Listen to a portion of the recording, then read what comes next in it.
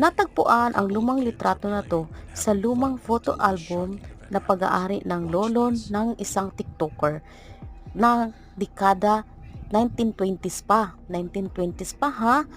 Bakit nandun ang picture ni Ate V? Kamukhang kamukha niya lang ba to?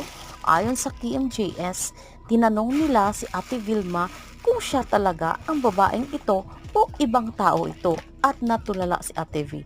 Pero naalala niya pa rin na siya talaga ang babaeng yan at nagkita sila sa airport at nagpa-picture sa kanya itong may-ari ng picture na to. At tuwang-tuwa si Miss Vilma Santos dahil itinago ang kanyang picture.